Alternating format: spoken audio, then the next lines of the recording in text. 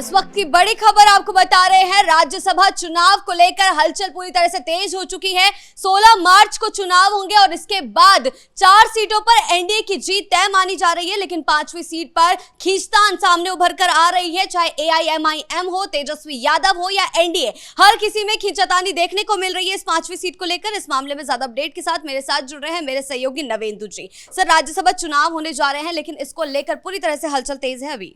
देखिए, जब भी चुनाव होते हैं तो देश में हलचल होता है, और बिहार में जब चुनाव हो तो फिर मामला थोड़ा और आगे बढ़ जाता है।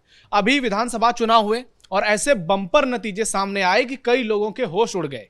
अब राज्यसभा चुनाव को लेकर इसलिए हर किसी की नजर है, क्योंकि यहां पर सियासी गणित का खेल होगा, यहां गुना भाग का खेल होगा, दूसरे के कुनबे को तोड़ने की कोशिश होगी। क्योंकि विधानसभा चुनाव में अपने अपने मुद्दे पर लड़ रहे थे।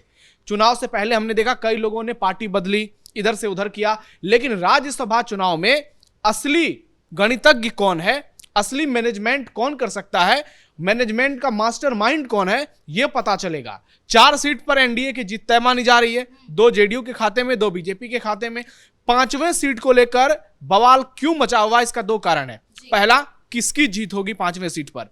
एक तरफ 35 विधायक जो हैं वो महागठबंधन के साथ हैं और 38 जो हैं वो एनडीए के साथ हैं। तो एनडीए को सिर्फ 3 चाहिए और महागठबंधन को 6 चाहिए, और 6 विधायक बीएसपी और ओवैसी के मिला के हैं। 1 मायावती की पार्टी के और 5 ओवैसी की पार्टी के, और 1 आईपी गुप्ता है, तो 7 की लगभग बात चल रही है। हालांकि आईपी गुप्ता तेजस्वी के साथ ही रहेंगे।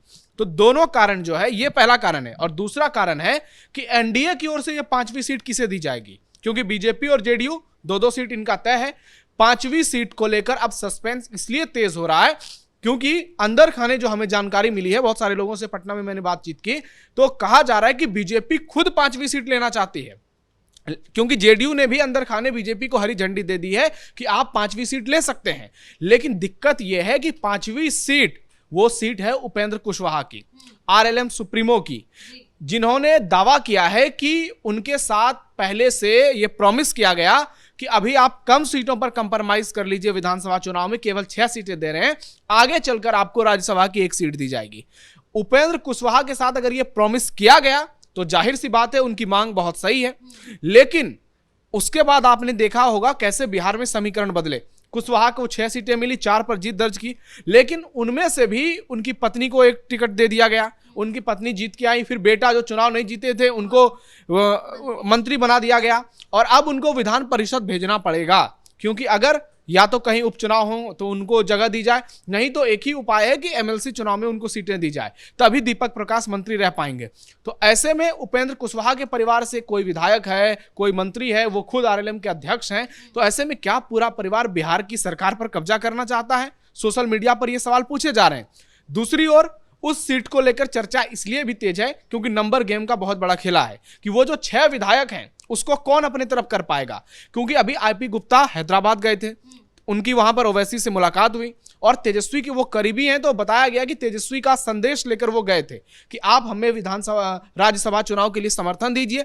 लेकिन यहां पर देखना यह होगा कि ओवैसी के 5 विधायक क्या समर्थन देते हैं, क्योंकि जिस तरीके से ओवैसी को बेइज्जत किया गया, उनको बीजेपी की बी टीम बताया गया और उनको अपने दरवाजे से लौटा दिया गया, गठबंधन नहीं किया गया। पिछले दिनों बयान भी आया था एआईएमआईएम के विधायक का कि हम भी अपना दावेदार उतारेंगे, हमारी तरफ से भी दावेदार होगा, तो इस बार आरजेडी को हमें सपोर्ट करना होगा। देखिए, उनकी ओर से लगातार बयानबाजी की जा रही थी, और उनके पास 5 विधायक हैं, उम्मीदवार उतारने में कुछ नहीं लगता है, कोई भी उतार सकता है। लेकिन दिक्कत यह है कि कहीं ऐसा ना हो जाए ओवैसी इधर 5 विधायकों के बदौलत कूदते रहें और ऑपरेशन लोटस चल जाए, जो 35 विधायक हैं महागठबंधन के, वो कहीं क्रॉस वोटिंग ना कर दें। क्योंकि बीजेपी की जो रणनीति होती है वो आपको यूपी के राज्यसभा चुनाव में देखने को मिली, जहां 9 सीटों पर चुनाव हुए पिछले साल और 9 की 9 सीट बीजेपी जीत गई। तो वहां पर देखने को मिला कि 8 सीटों पर बीजेपी की जीत होनी तय थी, लेकिन वो सीट भी पार्टी जीत गई जहां पर जीत दूर दूर तक दिखाई नहीं दे रही थी। उसके अलावा महाराष्ट्र में भी वही हुआ। तो बीजेपी जिस तरीके से माइक्रो मैनेजमेंट करती है, और नीतीश कुमार भी कई बार विधायकों को तोड़ चुके हैं दूसरी पार्टी के, तो ऐसे में वहां पर तेजस्वी यादव के लिए बहुत बड़ी चुनौती होगी कि पहले अपने 35 विधायकों को साथ में जोड़ें। कहीं ऐसा ना हो कि कांग्रेस पार्टी छिटक जाए, नाराजगी में किसी और को वोट कर दे, या फिर बीजेपी ऐसा भी कर सकती है कि 2 सीटों पर अपने उम्मीदवार को उतारे और 1 पे कोई ऐसा उम्मीदवार लेकर आए जिसके नाम पर वोट देने के लिए लोग मजबूर हो जाएं। अब देखना यह होगा कि आगे चलकर समीकरण क्या बदलता है। लेकिन इस बीच में बयान आ गया है जीतन राम मांझी का, वो भी दावा करने लगे हैं कि हमें भी एक सीट चाहिए। उनका कहना है कि उनसे वादा किया गया था कि उन्हें एक सीट दी जाएगी। वहीं चिराग पासवान की बात करें तो वो भी अपनी मां रीना पासवान के लिए सीट की दावेदारी ठोक रहे हैं। तो क्या एनडीए में भी ये खींचातानी अब उभर कर सामने आने वाली है? देखिए, वादे तो ऐसे बोले जा रहे हैं, लग रहा है कि यहाँ पर अभी वैलेंटाइन वीक खत्म नहीं हुआ है। इन लोगों की दिक्कत क्या है कि इनकी महत्वाकांक्षा कुछ ज्यादा ही है। चाहे मांझी हो, कुशवाहा हो, इनकी जो सियासत हैसियत है, जो सियासी हैसियत है, इनको लगता है कि इनको बहुत कम मिल रहा है। जबकि आप देखिए कि वोट किसके नाम पर मिलते हैं। बिहार में वोट मोदी के नाम पे मिलते हैं, बिहार में वोट तेजस्वी यादव के नाम पे मिलते हैं। वहां पर आप एक छोटे छोटे चंक्स हैं। चिराग पासवान की भी पार्टी है, तो ऐसा नहीं है कि 100 के 100% पासवान चिराग के नाम पर वोट करते हैं। 30%, 25%, 20%, यहां तक कि कई बार 40% पासवान चिराग के खिलाफ जाकर वोटिंग करते हैं, ऐसा दावा किया जाता है। तो ऐसे में अब जीतन राम मांझी की ओर से बयान तो आ गया है, लेकिन उनके पार्टी के राष्ट्रीय अध्यक्ष जो है, उनके बेटे संतोष कुमार सुमन, उनकी ओर से बयान नहीं आया है।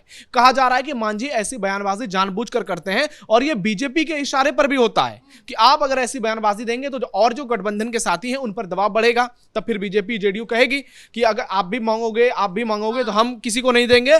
ये बहुत ही दिलचस्प सीट है, एक एक वोट यहां पर इंपॉर्टेंट है, तो ये सीट हम अपने पास रखेंगे। दूसरी ओर ओवैसी के पार्टी के विधायक बीजेपी का तो कतई समर्थन नहीं करेंगे। हाँ, जेडीयू के नाम पर वो समर्थन दे सकते हैं, क्योंकि अभी नीतीश कुमार से तमाम विधायकों की मुलाकात हुई थी। जो एआईएम के प्रदेश अध्यक्ष हैं इख्तियारुल इमान, उन्होंने कहा कि नीतीश कुमार हमारे राजनीतिक गुरु हैं। तो ऐसे बयान देना, नीतीश कुमार को लेकर इतना सॉफ्ट कॉर्नर दिखाना, हो सकता है कि 5 में से 3 ही विधायक वोट कर दे और एनडीए को 38 हुए हैं तो 39, 40, 41, 3 चाहिए और वहां पर खेल बिगड़ जाएगा। और चिराग पासवान की जहां तक बात है तो चिराग पासवान इस रेस में नहीं है, क्योंकि उनको पहले ही इतनी ज्यादा सीटें दे दी गई विधानसभा में 29 और वो 19 जीत कर आए। तो ऐसे ही महत्वाकांक्षा बढ़ती रहेगी। रीना पासवान को लेकर दावे किए जा रहे थे कि चिराग अपनी मां के लिए सीट मांग रहे थे, लेकिन उन्होंने कल ही बयान दिया है फिर से कि ये कोई भ्रम में ना रहे कि मैं अपनी मां के लिए सीट मांग रहा हूं, मेरी मां सक्रिय राजनीति में नहीं आएंगी। यानी चिराग ने क्लियर कर दिया है कि उनकी मां को राज्यसभा सीट नहीं चाहिए। अब अगर वो किसी और के लिए मांगे तो अलग बात है, और राजनीति में तो ये होता ही है कि आप मांग सकते हैं। अगर आप गठबंधन में हैं तो आपके ऊपर बहुत सारी चीजें होती हैं, आप अपनी पार्टी का विस्तार कराना चाहते हैं। जीतन राम मांझी भी यही कह रहे हैं कि हम अपने पार्टी का विस्तार कराना चाहते हैं। तो अब ऐसे में देखना यह होगा कि मांझी तो केंद्र में मंत्री भी हैं मोदी सरकार में, तो आप मंत्री भी हैं, आपके बेटे बिहार सरकार में मंत्री हैं।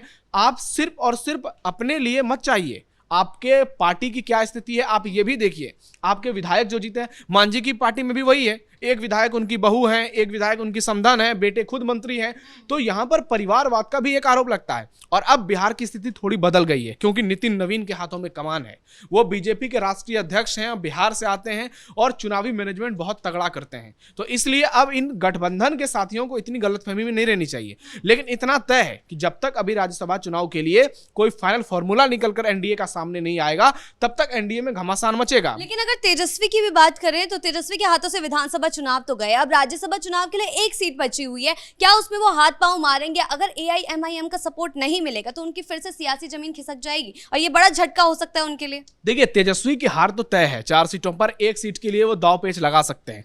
लेकिन अगर तेजस्वी जीत गए, 6 के 6 विधायकों को उन्होंने अपने साथ जोड़ लिया, तो यह तय मानकर चलिए कि बिहार की सियासत में तेजस्वी यादव का कद और बढ़ जाएगा।